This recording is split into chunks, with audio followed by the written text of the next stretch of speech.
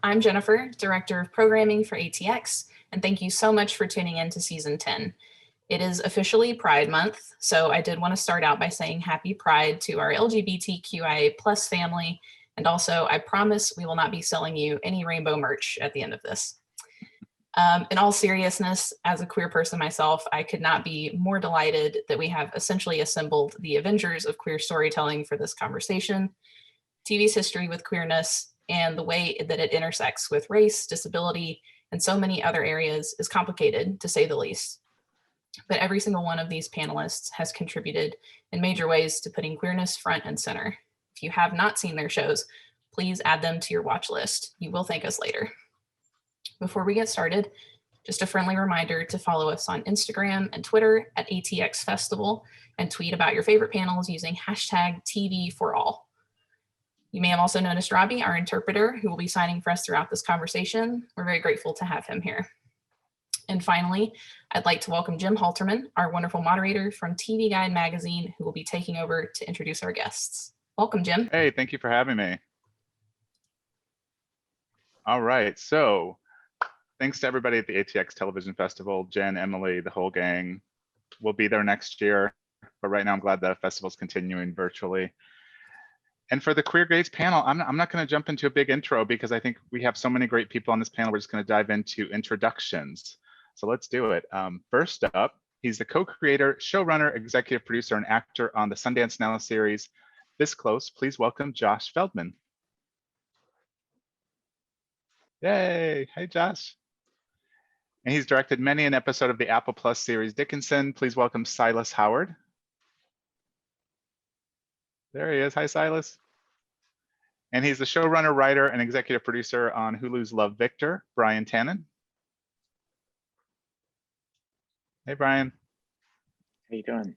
And she's producer, director on the OWN drama series Queen Sugar, Lisa France. Hey, Lisa. And last but not least, she's a friend of the ATX Television Festival and creator, showrunner, writer, executive producer, and director of the Stars series Vida, Tanya Saracho. Hola. Hey, Tanya. Hey, this is such an exciting panel. And welcome everybody and happy Pride Month. I want to get the conversation started by just asking about the queer gaze. And I feel like we all know what that is, but we may all approach it a little differently based on our own experiences. So I'm curious, Tanya, I'm going to throw it to you first, just put you on the spot. You know, how conscious or not conscious is making sure a queer voice is in your work? It's especially for Vida, it became the most important thing. We shot this one sex scene the second season, and when my DP who was operating was queer, and my first AD, my second AD, me, the actresses, it created this sort of shorthand that we were like, this is how it should be, and it's undeniable that it's our gaze, you know. So like and then that was like a standard sort of, because also the writer of that scene had been that, but at first we were trying to define what does it mean, you know, and I feel like as long as you center it with enough of the people in leadership at the helm of the vision, it sort of can be whatever it is our gaze. Like we don't have to like define it like academically, like, you know how the male gaze is defined in piecemeal, whatever those definitions are. So I think that that's important for any otherwise marginalized identity to like sort of center the person at the helm or the people at the helm, and then it just becomes right and the right gaze, and it can be all sorts of things. It doesn't have to be limiting, you know. Yeah, Brian, talk about Love, Victor a little bit, which, you know, I don't think any of these shows could be considered a gay show. They're just great shows that have gay characters, gay themes. But can you talk about, with Love, Victor, how you guys were able to shape that? Because there's so many other things going on in the show, but yes, it's about a teenager who's, you know, kind of figuring out his sexuality. Yeah, so it's a really interesting question because, you know, for the number of years I've worked in television, I've never worked at a show where the protagonist, where the main character was queer. So, so that was like a really sort of special and unique experience for me. And then the other piece to making the show, it's an interesting challenge, is that the character is a teenager. So, you know, in season 1, we were trying to write this show about a teenager discovering his sexuality. And the show was, it was ordered by Disney Plus. And that network is sort of uniquely geared towards families and towards kids. And the concept of a show about a kid figuring out his sexuality and what that network are trying to do were sometimes at odds. Because even though the network is actually very pro LGBT issues, and the Disney Corporation as a whole, that specific streamer was finding its identity as this family-friendly, kid-oriented network. And I don't think specifically that it was about gayness that was worrisome, but the idea of the gaze, the sexuality as being part of it, right? And in the Disney cartoon, the sexiest thing that happens is the prince and the princess kiss at the end, and you never see them, you never see what happens next, right? And so this is about a teenager with horny feelings who's staring at boys and figuring out this story. That's how you figure out you're gay. These stirrings happen, and sex and sexuality was a tricky thing. Eventually the show ended up moving to Hulu, where we're just taking full advantage of that now and leaning into the idea of the teenage experience being a sexual one, not gratuitously so, just like what these feelings are when you're 16 years old and you're figuring them out. So I don't know, it was really interesting first time experience for me to be writing about this stuff, and really gratifying as well. Yeah, I want to jump to Josh with this close. I love the series so much, and to me, it's so much about this friendship.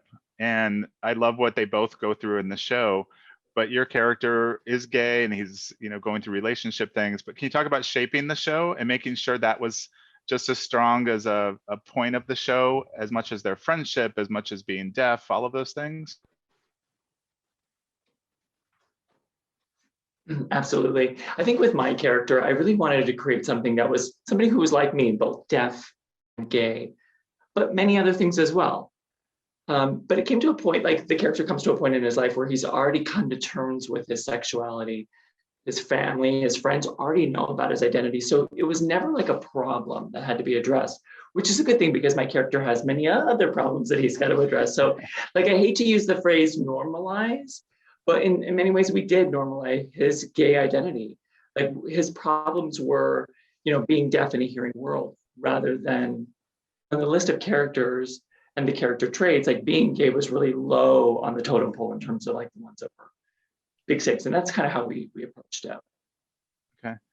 Lisa, with Queen Sugar, you know, Nova's sexuality, I think was really dealt with earlier, and it wasn't really even dealt with. It was just kind of a matter of fact thing about her character, and there was no coming out. Everybody in her family knew.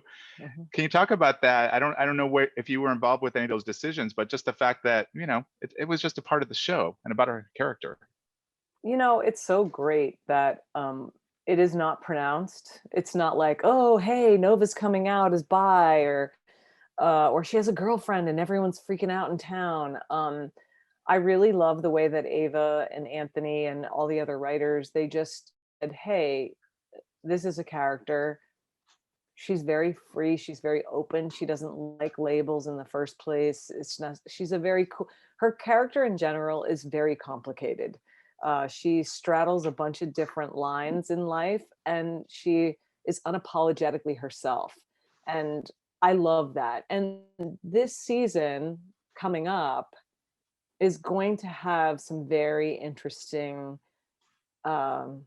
conversations around sexuality, fluidity.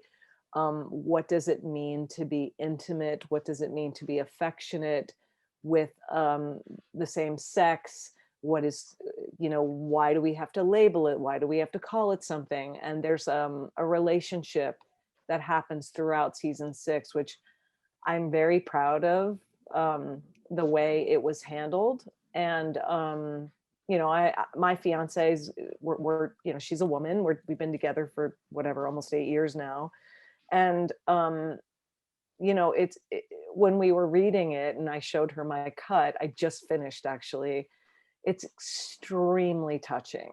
It's so touching. And I think I love that Ava allowed this particular beautiful, beautiful story. Like, I think one of the lines, I don't want to give too much away here, but one of the lines basically is something about, you know, you don't know what I am. And by the way, it doesn't matter. And I don't need you to protect me regardless of what I am. I don't need you to tell me that who I am is okay. And it's such a beautiful and amazing moment in the series. I can't wait for people to see it. And then, you know, also Ava is so inclusive in general, you know, to speak to something that Tanya just said about, you know, the Helmers, the people at the front. You know, we have like the last season, season 5 was directed by all queer women. So she put the lesbians in charge. And it was funny. There were only 3 of us. And I don't think she really realized. She was like, oh yeah, that's so cool, you know? So, and there was no one on set. So it was just us.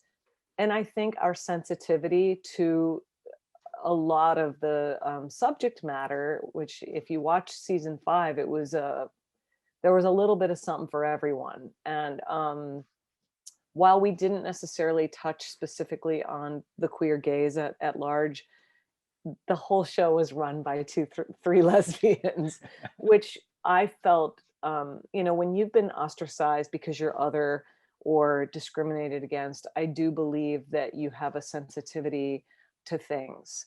You know, Lauren's Jewish, Sierra's Black, I'm a blend. We just have a certain sort of, I think we all were very sensitive to the Black Lives Matter issue, the COVID scenario, which it's a time capsule of what we all went through last year. And I think there's something for everyone in it. There's, if you lost someone, if you wanted to have a wedding, if you got sick, if someone in your family got sick, if you were devastated by what happened with George Floyd's death and Breonna Taylor's death, if you lived in that, and you felt during that time, which I think we all did, we got to lead that charge. 3 queer women got to lead the charge in that conversation. And I think because we have been otherized, I like that, Tanya, the way you said that, I do think that we were able to give a great deal of sensitivity and thought to what we did. And that wasn't the plan for season 5, right? It was like No. you guys, Ava stepped in and kind of like, we have to just change this because the world around us had changed so much in a short amount of time. Yeah, I started directing episode 2. We were in the middle of a big giant episode, really. A lot was going to happen. And my episode got hit by a COVID truck and we all went home. And she decided, and I think quite bravely, to rewrite the entire season to take place in present time. And as a result of that, we were literally getting pages sometimes the day of, because she was trying to stay current. And she and Anthony, just the 2 of them, really rewrote the entire season. And it was challenging for us. And it's really quite an epic and beautiful season, if I do say so myself. Yeah, congratulations. Thank you. Silas, I think Dickinson is the only period piece that we're talking about today, but does that change things as far as the queer gaze, just because the time is so different there, where, you know, we're so used to seeing, you know, glances across the room, but, you know, back in those days, it wasn't as accepted, or even people didn't know to do that, I guess. Yeah, But yeah. can you talk about that? Sure. I mean, I would just add that prior to Dickinson, also just the queer gaze, I'm so queer, I just think of GAYS. I'm just like, the queer gaze, like, anyway, I've just, you know, my first show was Transparent. I was on Pose as a producing director. I did Tales of the City, and faking it, and like just so many queer shows. I feel like what an incredible thing, because I came from indie and did a film by Huckleback Cook that was showing trans representation but not talking about it. Like I think the thing that's beautiful about centered stories is you don't have to explain yourself, because you're the center of the story. Because we realize so many things are construct, race and gender and being outsiders. We are all the center of our own stories, and so when we center them, we get to actually, everyone gets to connect. We all grew up with movies that didn't have anything to do with our lives, and we connected if they were good stories. And so that math works the other way around. So there's all these stories that, when they truly get centered, get to reach so many people. And that means you have more than one in a show. There's like relationships, and they're interacting with Pose. It was like, to be able to see the relationships between those women fully, rendered, which is the messiness. You can be messy. You can be messy with humor. Anything that has no humor, that has outsider culture, is like a sign to me that it's from outside of it, because humor is a byproduct, absolutely, of surviving. I came of age in the last pandemic, and so it really was a very unsubtle time about being queer, and people looked at you like you should be, put in a camp, or you're gonna give people AIDS. And I think for my generation, it was like we were kind of raised in it, so it gave us this feeling of urgency, and I've always felt that way about storytelling. I never thought I would see this much queer storytelling in TV, so yeah, I just never thought that would happen. So it's been exciting to see TV break into us and start to find all of the really exciting stories, and there's so many. And then with Dickinson, I think both Pose and Dickinson, and even Transparent season 2, when it looks at the Holocaust and the queer and trans people during that time, were recovering history that our culture is built on, but we don't have access to. And so, Pose did that as well. So, what society does will take all the good stuff, all the art and comedy and everything that's a byproduct of being outside of mainstream acceptance, but usually leave the trauma narrative. And so it's been amazing to see with Dickinson, this recovered, history of Emily in love with Sue, her brother's wife, which is also very dramatic. And, It's hot. Sorry. It's hot. It's pretty amazing.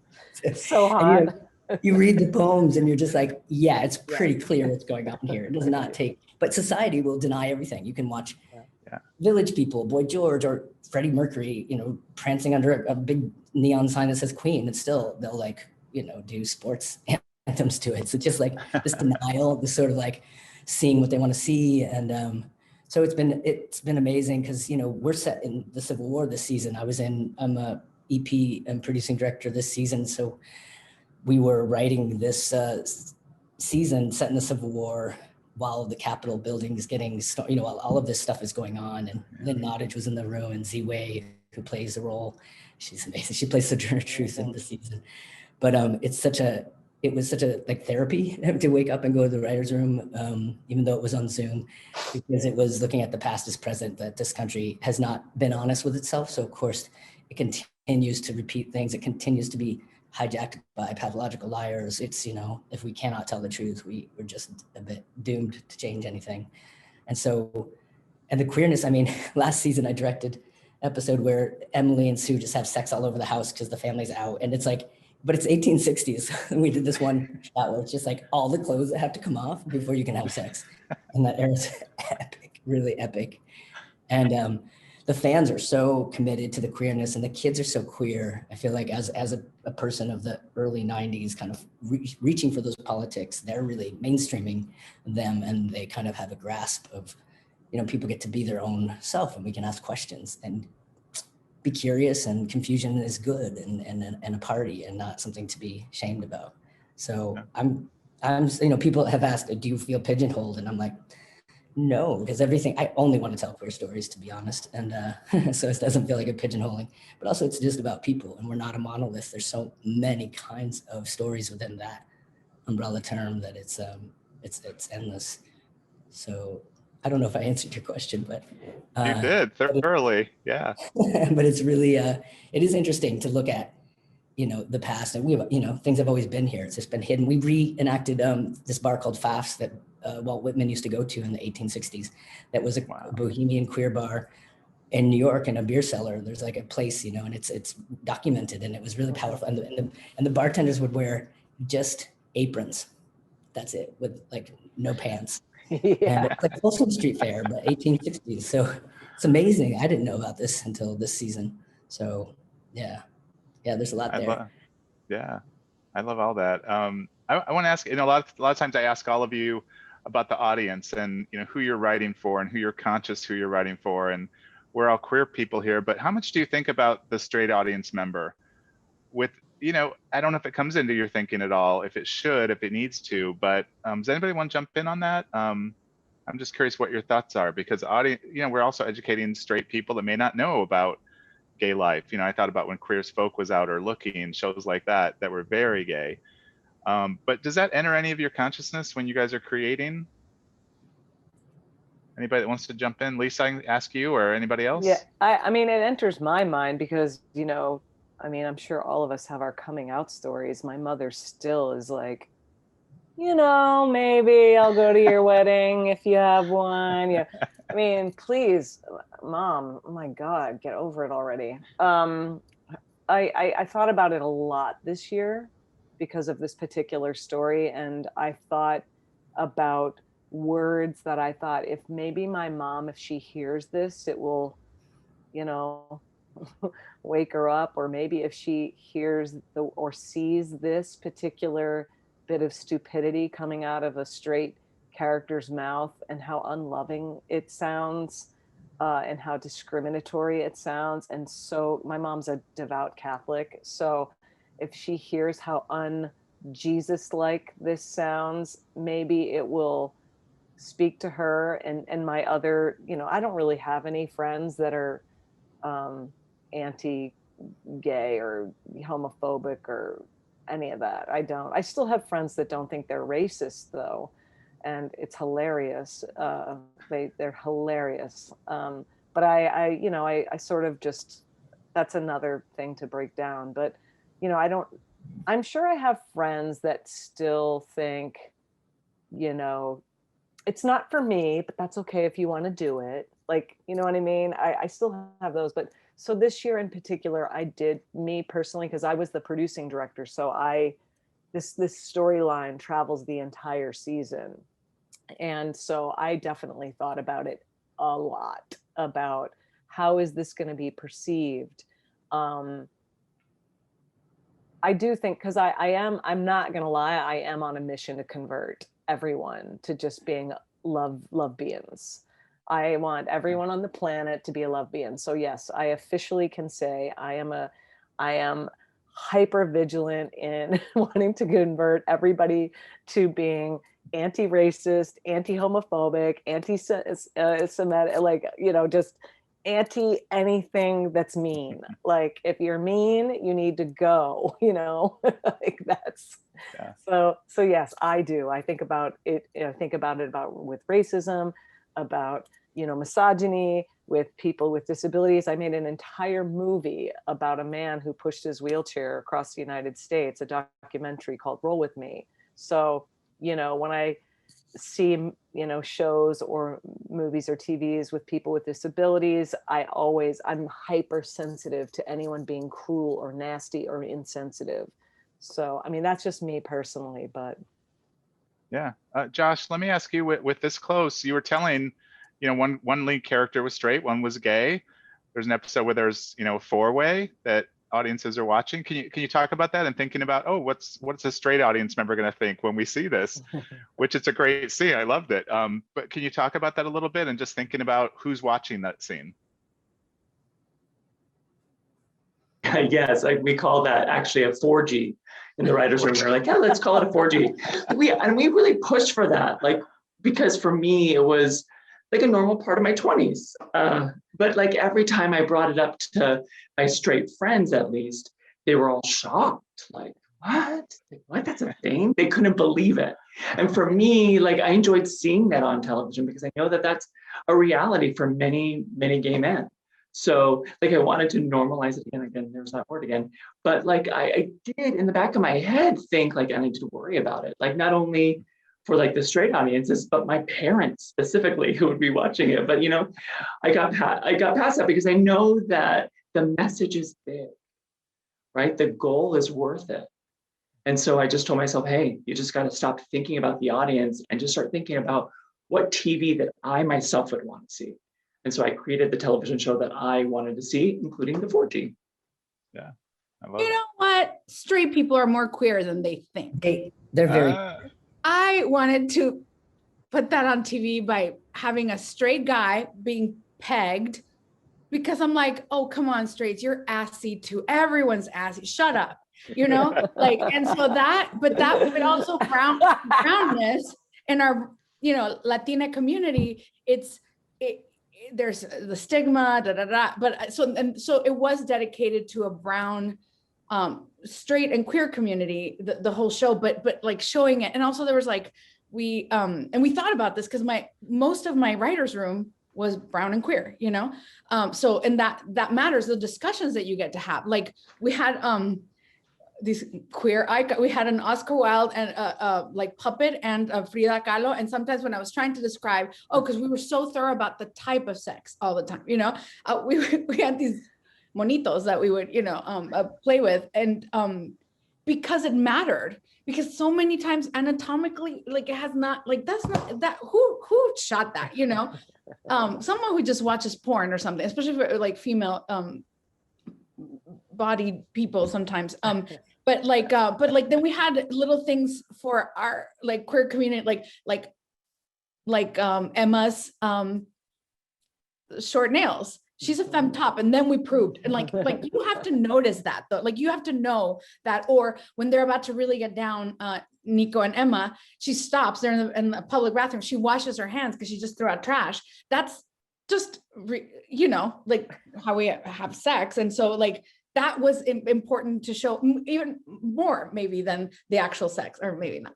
But but that's dedicated to us, the brown queers that haven't seen that. But then there also has to be like another layer for the dominant culture, you know, and the dominant, you know, sexuality and gender, all that. We had this thing. This is not about queerness, but the Selena. Beginning at the very end, the pilot, and to us, as soon as we heard that bitty bitty bom bom, it was like a cultural shorthand for something, right? But then you're watching the two daughters dance with their mom, you're gonna get it if you don't know Selena. Which, why don't you know Selena? But so like it like you do have to sometimes work on two levels. Like, this is for you, this is gift for you, for us, and also for everybody else, you know. Like we do have to keep thinking about that, especially because and I know I keep going back to ethnicity and culture, but we would not put how do you say when you the subtitles. I was like, no, and people are going to speak Spanish when they speak Spanish. If you go to Boyle Heights, that's what you're going to live, and you should feel like if you go to Boyle Heights, you know. So that's important too, to not cater though, like, so and that's not so much the queerness. We didn't shy away from it, but it also we did center queerness in a more positive way. That was where the like emotional relationships were happening, and all the ass eating and pegging and whatever was happening over here with the straight couples, just to be like, listen, this is just how we see the world, this writer's room, you know. I learned so much from Vida. Everybody does. It's such a great show. I think it's interesting to think about the, you know, I've been raised on, you have to have like the every guy entry into the story, which usually translates as the cis straight white guy that's centered in the story. And I think those days are leaving us, and that centered means centered. And you know, when I worked on Everything's Gonna Be Okay, you know, several of the actors are on the autism spectrum, and there's many LGBTQ people within the community, and we were doing a talk about that. And you know, the stigma doesn't carry. So if you're in love with somebody, it doesn't mean all of these social stigmas. It means you love that person. And I think as we map stories, I mean, I have a friend who watched Pose and decided to transition. They're not from ballroom. They're white. Grew up in Texas, and you know, Christian family. They did mushrooms and watched Pose and decided that they were trans, and it was but it was really their humor that added that part. It was a profound thing because it showed this chosen family. It showed hope in the middle of all of this, what was seeming to be such a only trauma, only death, and and terribleness. Instead it showed these bonds and how strong they are. But we work in a society where I can show anything around violence on TV, but there's an essay on what I can show around sex. I had a scene around one of the characters who's autistic playing autistic, and it's around consent, and it was a really amazing scene to get to direct, but I couldn't show thrusting. I couldn't show somebody having an orgasm. I was like, what am I showing? Like the ceiling? I don't know. It just and then we found a way to, get more coverage, but it is just a sign of how our society is so repressed, and that, I think the audiences are much smarter. They're ready. I think the more we show, the more we map, the more people will be able to find their way through that. And I think it's just the social stigma that keeps that speaks to the power we have, though, right? Like, let's not forget that we can change perception. You just gave us an example, and that's really powerful, because and there's been studies, like if you follow Ellen, when she came out 10 years later, legislation changed. Like we have a responsibility to show ourselves fully, accurately, and in a complicated way. And I think, when we do, that's beautiful. That's a beautiful story. It's like permission, right? And proof. Oh, I exist. Yeah, I think it's really true. And that, I think every single person who has power should go all the way back to 2000, I don't know what it was, 2000 something, and watch Kinsey, because that movie sums it all up. And I think, like what Tanya said about straight people being way more, they're queer. I'm sorry, they're all queer. Everybody's queer. Everybody has their little shit that they want done to them. I don't care what you said, you're baloney, and it doesn't matter. But that movie always reminds me that at the end of the day, we're all sex beings, love beings, we're humans, like, and we all have the scale is the scale. Yeah. And you fall wherever you fall on it. And why are we judging one another about whatever kink or not kink or vanilla or this or boy or girl or both or trans? Why? I just will never. Yeah, listen, I've had some straight boyfriends back in the day that wanted some things. So, okay, I think we all know what I'm talking about. It's such a spectrum, is all I was going to say. Like I did a movie where Parsons is playing straight, and Claire is playing his wife, and Octavia Spencer's playing a lesbian. And I just wanted to next level. And my friend who's trans, is playing a therapist. But really, for Jim to play somebody who's in the role being accused of not being man enough, and for Claire to play somebody who's being like hard hitting, it is challenging the Hollywood system that says men are supposed to play strong, women are supposed to not be angry. And those are so active. I just was shocked at how active they were until just challenging that on some. Yeah. And what's great is in all your shows, when you go against that or just make it a point, it educates everybody, I think. And it helps progress things, whether it's a little step or a big step, it's all there. Brian, I want to ask you with Love Victor, from season 1 to season 2, season 1 was so much about Victor just saying the words "I'm gay." So since season 2 is coming very soon, what changes as far as what we see with him? And do we see more of a sex life, and as he gets more comfortable with it? Can you talk about that a little bit? It is interesting that whole first season is really a coming out story. I don't think I would have predicted before coming on that it was going to be that long of a journey, and I fully get it when people are like, I'm over coming out stories. Aren't we past this in the year 2021? And I kind of had to go on my own journey about that too, because I feel like just seeing the fan response to it, there is just a really wide variety of experiences with this, where for some people it's like, yeah, it's 2021 now, it's like no big deal. But then for other people in different parts of the country, it's this huge deal where nobody is out in their high school, and they'll be completely socially ostracized. And so I think there was value in that. Yeah, absolutely. It was more fun to write season 2, though. It was about a gay character acting in his own best self-interest, as opposed to constantly putting on this mask of like, oh, I do, you know, traditionally masculine things. I am going to date a woman. You know, all these sort of things we do as young people to try to hide a little bit. And here's a character who is fully willing to be seen and now grappling with the things that maybe more like adults in the LGBT community deal with, about their own perceptions of their masculinity versus femininity, how much of their self has been based on an attempt to hide who they are, and like, is there a change coming within them?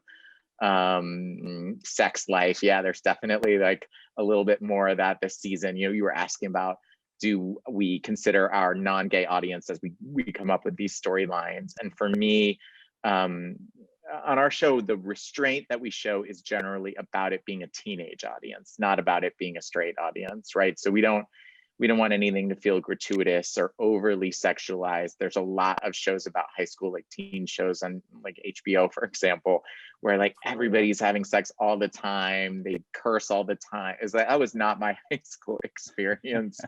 Even though I think there's value in those shows, I would like to watch them. I think they're exciting. That's just not what our show is. So we show restraint in that manner, but I don't think it makes sense to try and like straightify your queer attempt to broaden your audience, right? Like, I think if you start trying to tell a story for everybody, you're telling a story for nobody. And the more specific and authentic you are about like the LGBT experience, I think the more exciting the story is. And weirdly, counterintuitively, the more relatable it is for a broad audience. The awkwardness of that first sexual experience, everybody felt some kind of awkwardness in their first sexual experience. So like, I think being specific and accurate is actually the way to go. And I also think the gayer you make the story, like the better it is. Like I think straight audiences, like the gayer the better. Like you watch Queer Eye and the breakout characters on that, and the kinds of LGBT characters that sort of hit in mainstream culture. And people are ready for bold and super queer, and I don't think people are afraid of that. Well, and the one thing great about Love Victor, because I've seen some of season 2, is you'll see how people react to it. You'll see how Victor's parents react to the news and that sort of thing. And so it's not, the experience isn't just through Victor's eyes, it's through a lot of other eyes, a lot of them straight people. So yes, we dumped the coming out story on the parents, let them grapple with it. Now he's just like living his life and figuring out like, how do I have sex? I've never seen it before on TV and film because I'm a gay person. Who's supposed to do what to whom? Nobody tells you this when you're, a gay person, you're 16. And those are the sort of stories we delve into in season 2. Yeah, as far as the queer gay goes, just to keep it on topic, what needs to happen next? What can the queer gays do to get us to whatever the next step is? I don't know what the next step is, but we talk about what we see, what we don't see, and what messages we're trying to get out there. What do you guys see as the next step? Because we've already broken through so many different, taboos is probably not the right word, but different things that you didn't see 10 or 20, 30 years ago when I was growing up, for sure. But what is next? Anybody have thoughts on there? I have a thought, just the more fully centered off of, what you were just saying, in terms of who gets to tell the coming out story. That's queerness is often told through such a white lens, so is trans experience. And so the stories are so different. My friend Andrew On did Spa Night, and, just trying to cast for that role in the culture, it was really a whole different process, and that there's so many different stories. And the more that we look at our stories as a lens on society and the ways that we see the cracks in the facade that benefit everybody, the ways that binary doesn't really work, like black and white thinking. And I think that would be the next level, is to just continue that, where it's centered so that it's no longer niche. Lives are no longer considered niche. They're actually this really valuable lens that everybody would benefit from because of the perspective, and that it's just viewed more in that way. Would be one thought that I have. Okay. Anybody want to add to that? This is Josh. Can I just jump in real quick? Yeah. Like my goal as a deaf gay person is to, what I want to say is, like, I want to gender hop, and I want to time travel. I want to put deaf characters in every gender and every time period, because I know that we've always been around, but you wouldn't know it from what you read in history books, or you wouldn't know it from watching many of the television shows that have been made. So I feel like it's my goal now to go back in time and go into the future and just create characters that I know have always been there. Yeah, that's a good one, by the way. Like, well, if you look at Batwoman, Javicia Leslie is playing a lesbian superhero. And, you know, I'm friends with her. And so I've like, what? Awesome. And I just think more of what Josh is saying. We just see, we're everywhere. And why does it have to only be that this person is in this scene, in this thing, whatever? Why does it have to be about that? And again, just to go back to Nova in Queen Sugar, she's just her. She's just a woman who lives in this town. She's doing her thing. She happens to be sexual, big deal. Like, I always say that's when people are like, are you an activist? I'm like, you know what my activism is? I'm just going to be me. Yeah. And you do what I say, whatever you want, but I am going to be boldly who I am. And I think if we do that with our storytelling, which is sometimes scary, right? You like what Silas was saying earlier, or sorry, Brian was saying earlier, is that, it's not everyone's ready for it, but I don't care. I don't care. Yeah. I'm sorry. Get over yourselves. And I'm not trying to be sensitive. The Black community, one of the reasons I think Ava dropped this year's storyline in is because, there is a lot of heavy duty masculinity and toxic masculinity. And if you're a gay person, period, in that world, there's still a lot of old school thinking. And so she's trying really hard to bring in, like, why do we have to care? Why can't this person just be what they are and be boldly that way? One of the best things you guys did with Nova, and I noticed this just as a viewer, is whenever she did enter in another relationship, it wasn't about, oh, now she's with Calvin, and then before she was with a woman. That's not the story point. It's just she's in this relationship now, then she's in this one. And I thought that spoke volumes to viewers that maybe don't know bisexual people or don't quite understand it. Not saying anything said so much. Yeah, I thought. Yeah. Anybody want to add to what we were talking about, Tanya? Just as far more. As what's next? It's like yes-anding Josh. More. Yes, we send we all have had queer shows here, but more, and also centering BIPOC identities in them. Just because if you look out there, we're still, look what's happening in Florida. Look what's happened to our trans women. We're still under, so like we haven't shifted as much as we think we have. We're still under threat. And so like those stories of, and I, sorry to use the term you don't like, Josh, but like to normalize, I hate that when we talk about like also immigrants, let's humanize immigrants. Why do we need to? But in this freaking country we do. Yeah. It seems like it. So, but like future queer stories in the past, it's true. We've been there. And also it's all coded in history, right? It's like Boston marriage or whatever, like whatever they've been saying about us, like they lived the rest of their lives together. And it's like, they were queer. Everyone was queer always. Look at those hairdos. Not kidding.